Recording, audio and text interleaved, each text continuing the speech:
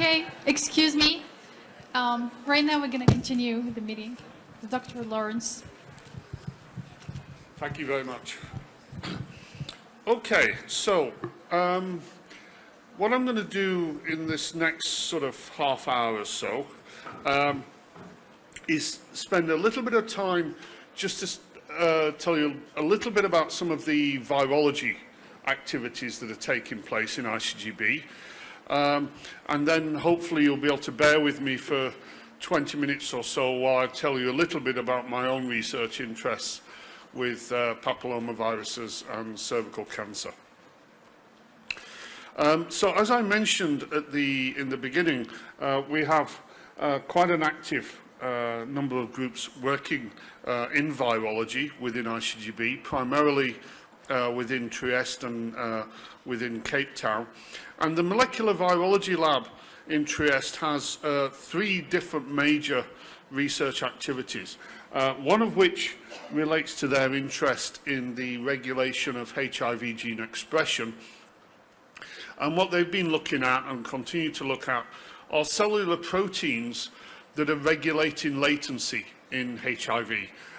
This is obviously a very important area because, as you probably many of you all know, viral reservoirs of infection are particularly important when we're thinking about how to purge residual reservoirs in infected individuals, and understanding the mechanisms of latency of HIV is a key element in this. And so their studies are focusing on cellular proteins that you might be able to target to clear reservoirs of HIV. The other thing they're interested in is also hepatitis C virus, and in particular looking, this is more of a basic virological research project looking at the innate immune response to hepatitis C infection.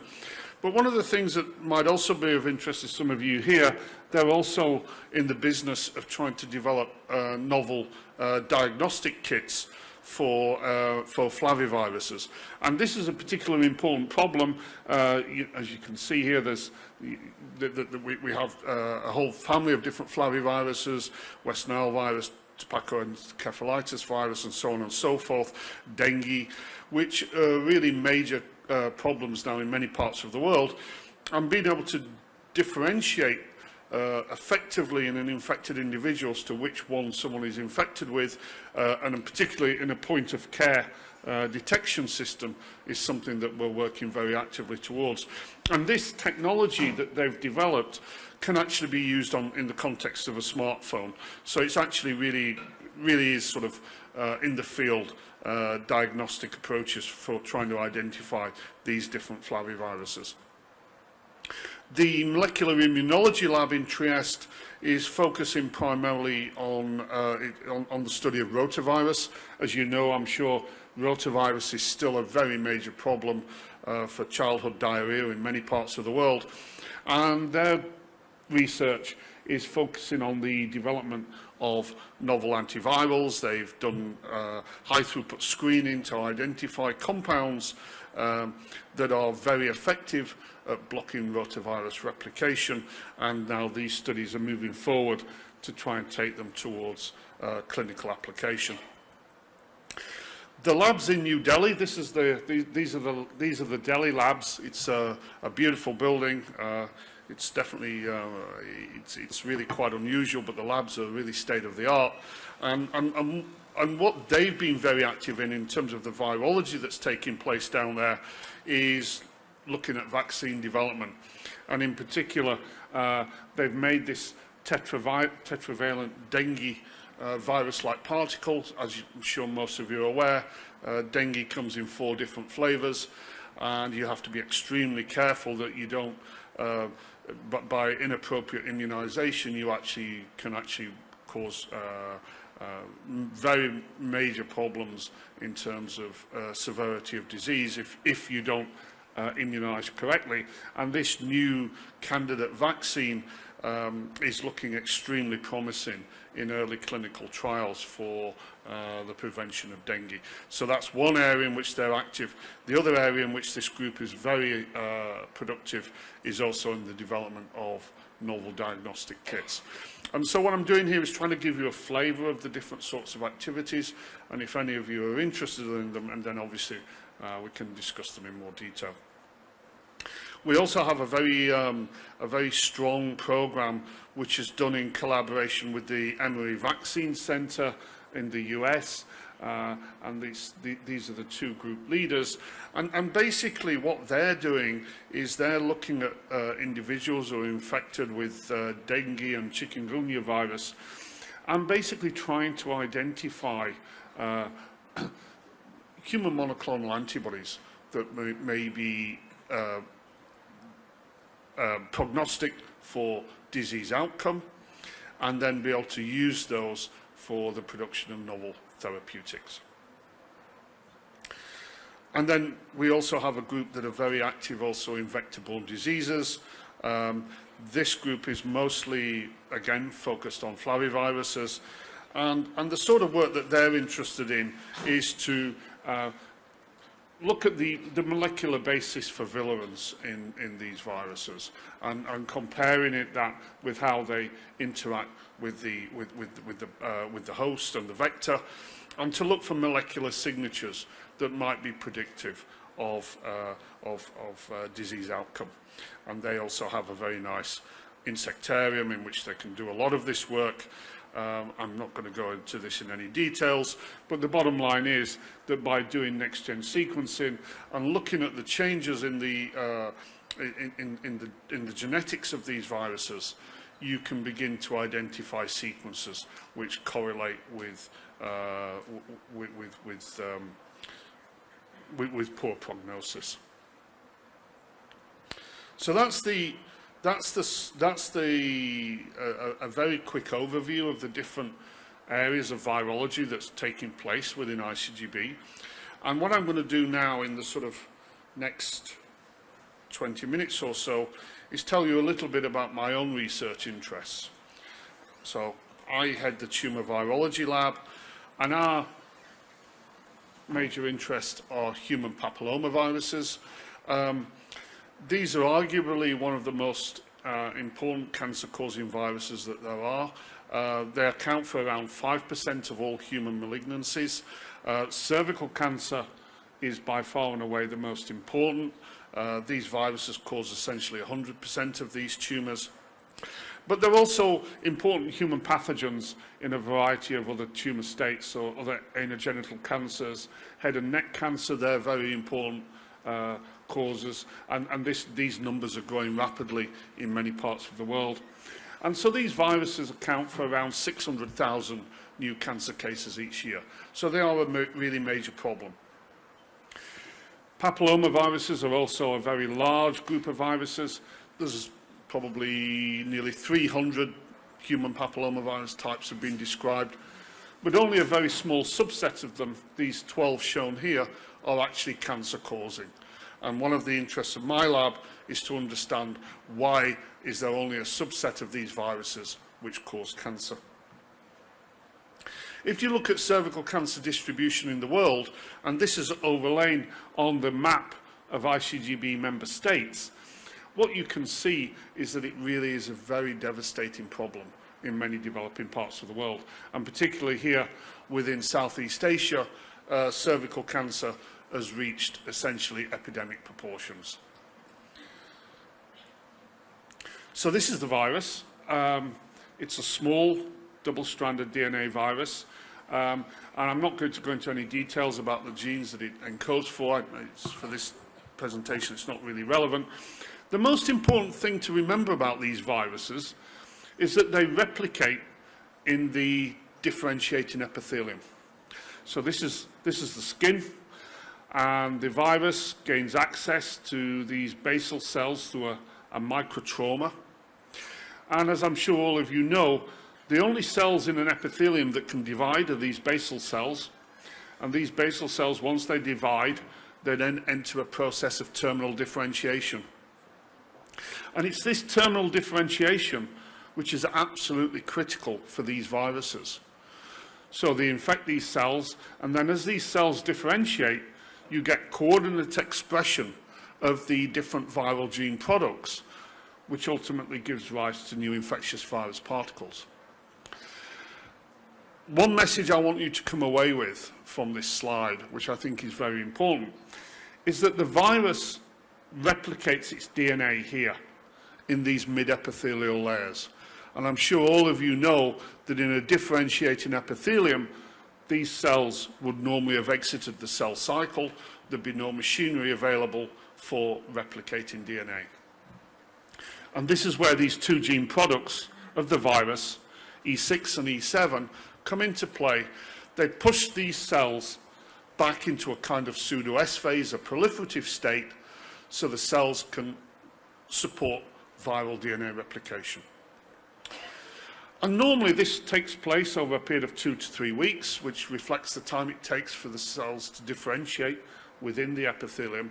And normally a papillomavirus infection is then cleared and people don't even know they've had it.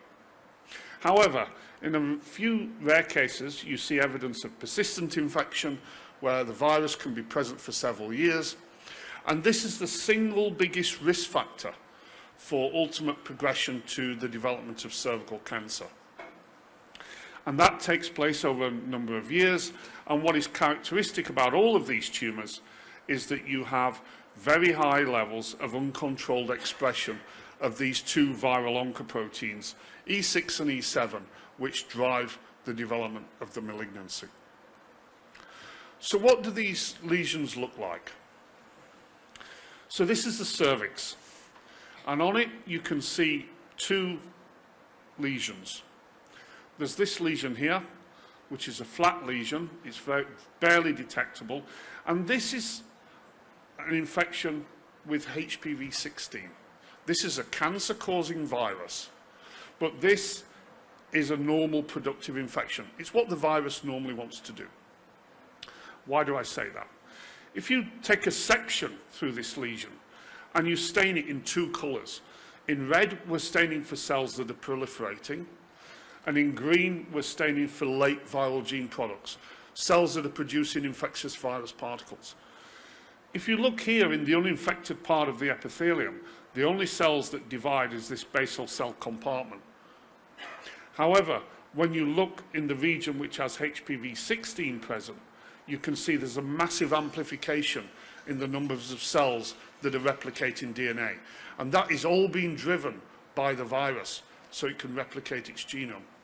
And then in the upper layers, you see green, which shows the production of new infectious virus particles. So this will be what we would call just a normal productive infection with human papillomaviruses. In contrast, if you go to this other lesion on the same cervix, which is clearly much more predominant, this is a high-grade lesion. It has HPV-16 sequences, and if this was left untreated, it would ultimately develop in cervical cancer. And what is very clear when you look through this lesion, you see the numbers of cells that are replicating DNA has expanded massively. You see in here many aberrant mitoses, and the ability of these viruses to produce new virus is being lost. So this is a dead end as far as the virus is concerned. And this is something that would have to be treated urgently to prevent cervical cancer development. So this gives you a model of how we think these viruses cause cancer. You have a normal productive infection, which ultimately gets cleared, and the virus most likely enters into a latent type state, and you don't even know you have it. However, you see individuals who show signs of persistent infection, which can ultimately give rise to changes in the infected cells that confer a proliferative advantage. And this proliferative advantage can ultimately result in the generation of a tumour. And we know from a whole variety of studies that E6 and E7 are absolutely required for maintenance of transformed phenotype. So you can take HeLa cells. Has everybody heard of HeLa? Okay, you take HeLa cells, they've been grown in tissue culture for over 50 years. They're derived from a cervical cancer, and they contain HPV-18 DNA sequences. So they have human papillomavirus E6 and E7. If you take away E6 and E7 from those cells, they'll cease to proliferate and they'll enter into apoptosis. So even 50 years down the line, cells that have E6, E7 sequences present are addicted to those viral oncoproteins. So they really do represent excellent targets for therapeutic intervention, and that's one of the areas that my lab is interested. Why therapy? There's a vaccine out there which is absolutely fantastic, and I believe it's been rolled out in Jordan, and it's a very important vaccine. It will clearly protect against infection by these cancer-causing papillomavirus types. But the problem is, as I'm sure many of you know, it's a prophylactic, it's not a therapeutic. Anyone who's infected with the virus will not be protected by this vaccine. And we have major problems in terms of logistics, both in terms of cost and actually reaching the people who really need these vaccines. And so despite the vaccination, the numbers of cervical cancer cases are still predicted to increase dramatically over the coming years. So this just gives you, that's a bit of background as to why we're interested in these viruses. This just gives you a snapshot about the different projects that are ongoing in my lab. And the first one I wanted to just say a little bit about was some of the work that we've been doing to look at how papillomavirus gets into the cell. How does it cause an infection? And so what I'm going to be talking about is what happens here when the virus very first gains access to this basal cell compartment. Now we know that the virus gets endocytosed. It goes into an early endosome, and then as the endosome matures and acidifies, you get the capsid begins to disassemble. And at some point in this process, the viral DNA with a protein component separates, it gets transported to the trans-Golgi network, and then ultimately makes it into the nucleus, where it initiates gene expression and you start a new round of virus infection. But endocytic transport pathways are desperately complicated. And when something is in this point, it can go to many, many different parts of the cell. It can go to lysosomal degradation, it can get recycled back to the cell surface, it can go to the trans-Golgi. And what we want to know is what is it about the virus that ensures that it can follow this correct trafficking route. And what we've done to do that, and I'll just very briefly give you a little bit of data, is we use proteomics, and we look for protein partners of our viral protein of interest. When we do these proteomics, we identified a single cellular protein that seemed to interact with our L2 protein of interest. It doesn't matter what it's called, just to emphasize that this protein that we identified is a key player in regulating endocytic transport pathways. So what we were interested in was whether or not our viral protein is recruiting cellular endocytic transport machinery to ensure it can have a productive infection. How do we know whether a particular association is relevant for the virus to get into the cell? What we do for papillomaviruses, we use pseudovariant technology. And this is really interesting, and this is something that some of you may be interested in for other purposes. You can repurpose pseudovariants to do many, many things. They're great delivery agents. And the reason I say that is that you can take these two viral proteins, which make the virus capsid, and transfect them into 293 cells, together with a reporter plasmid of whatever flavor you like. It could be luciferase, it could be GFP, doesn't matter. But the fantastic property of these viral proteins is that when you express them at high level, they will self-assemble and make a new virus particle and package this reporter. So these are perfectly safe. They're not carrying papillomavirus DNA sequences. They're just carrying a reporter construct. And you can purify these through cesium chloride gradients. And when you look at these virus particles, they look just like a papillomavirus that you would identify in a productive infection that you could isolate from an individual. So we have these viruses. They have this luciferase reporter. Now I want to know if this interaction with this cellular protein is important for infection. And what you do is to do the infection. This is the luciferase signal. But when I knock down this cellular protein, infection goes away.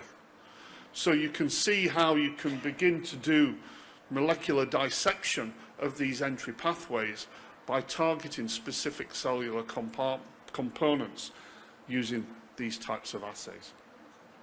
And so what we defined was a cellular protein here, which plays a key step in separating, ensuring that the viral L2 DNA complex can escape from lysosomal degradation and gets transmitted to the trans-Golgi network. So that's one sort of area that my lab is interested in, looking at endocytic transport pathways.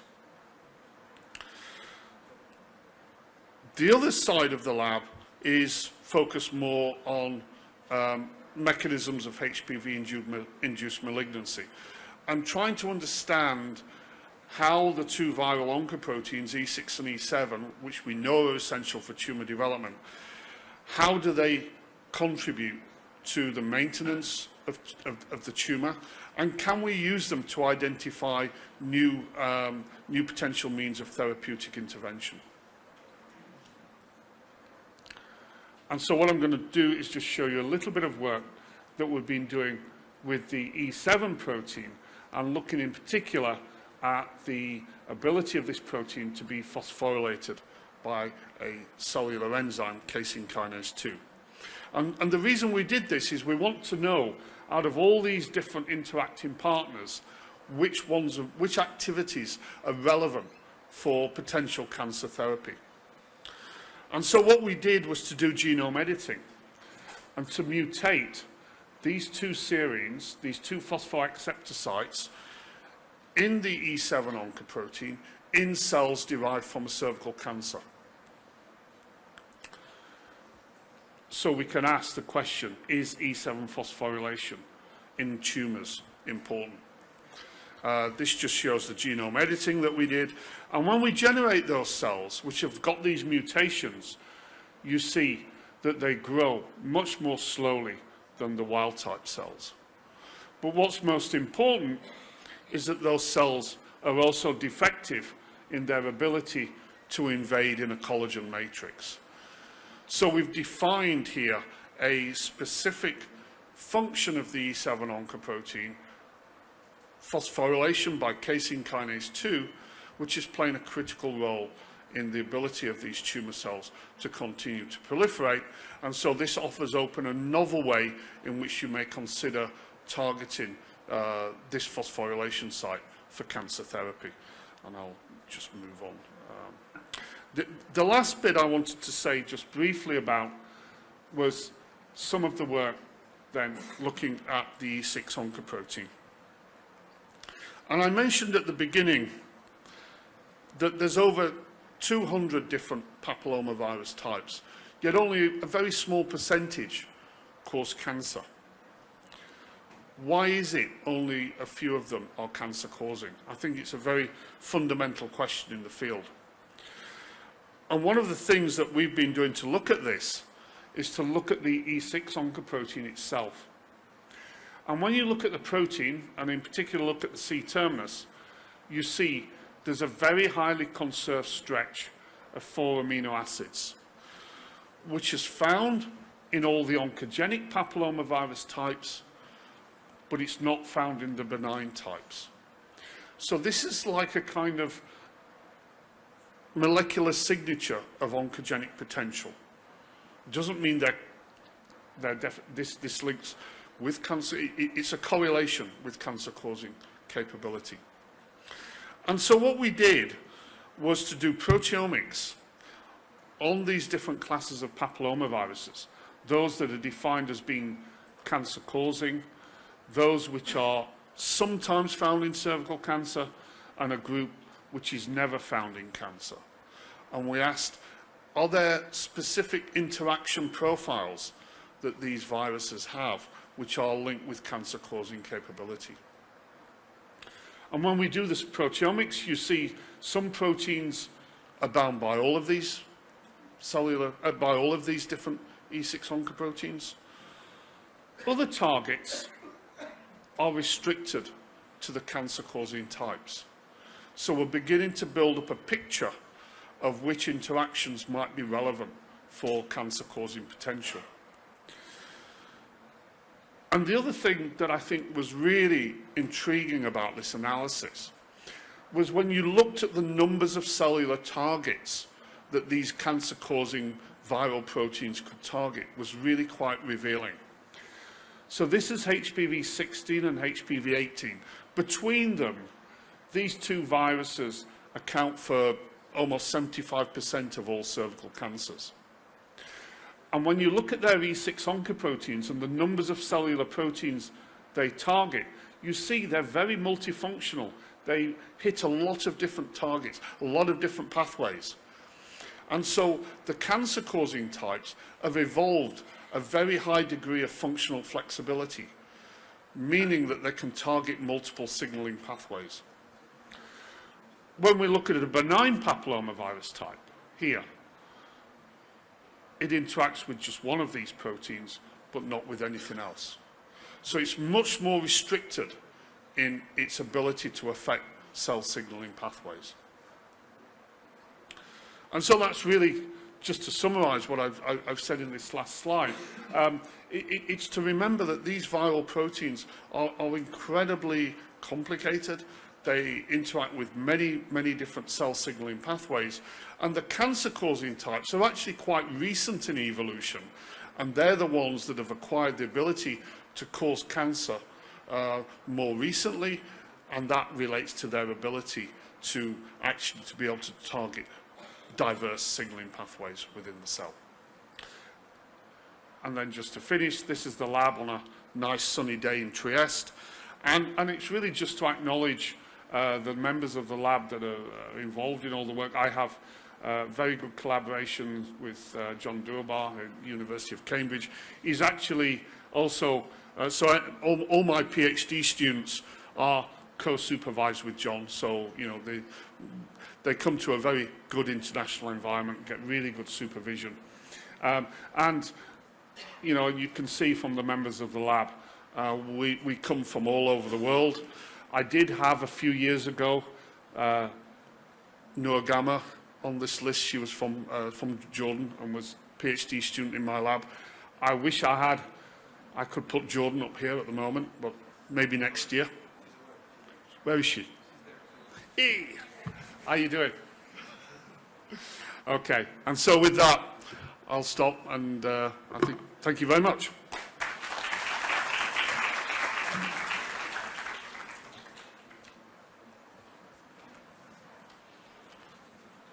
Any questions? Thank you for this interesting talk. I have actually a couple of questions. So the first one, we're actually trying to look at the expression of HPV in oropharyngeal tumors. And we're actually trying to find an antibody that looks at the HPV-16 E6 specific rather than the HPV-18. But we can't get a hold of one. Do you know why? Yeah, I know one. Yeah, I can get you one. Okay, thank you. The other question is, so are you familiar with the work of heat shock protein inhibitors as far as trying to inhibit the replication of viruses? And is this relevant for HPV infections? Heat shock proteins play a critical role in the replication of these guys. And certainly there are, we've not done any work on it, but I know people have looked at heat shock proteins and their induction in the replication process. Whether or not, I don't think anyone's actually, because what you have to do, you have to actually do a proper replication, you have to do it in an organotypic culture, so a 3D culture. And as far as I know, I don't know of anyone who's tried to put heat shock inhibitors in there, but you certainly get a big heat shock response. Yeah, because I actually came from a lab who does use inhibitors against HSP90. And that actually prevents the entry of a couple of viruses. Sure. Along with HSP70. So I'm just wondering if this is something that might have been... We should look at that. I think it's well worth looking at. Yeah, absolutely. Yeah. Thank you. No, thank you.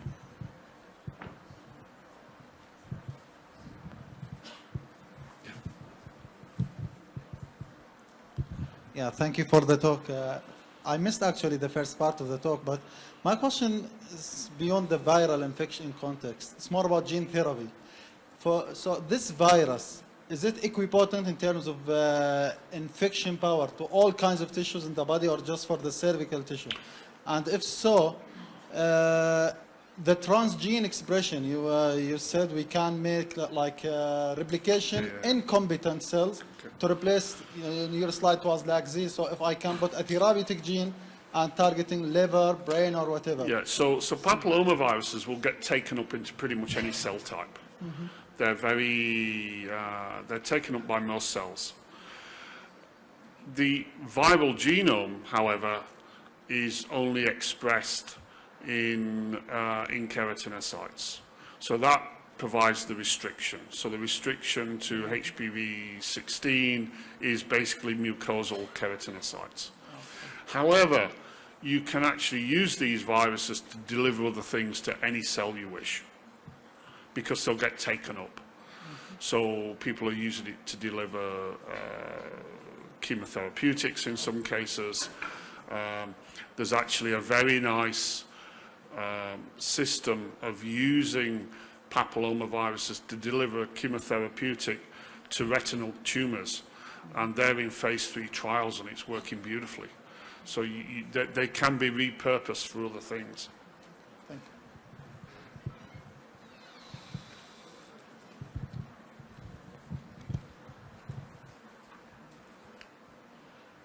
you. Okay, so thank you very much.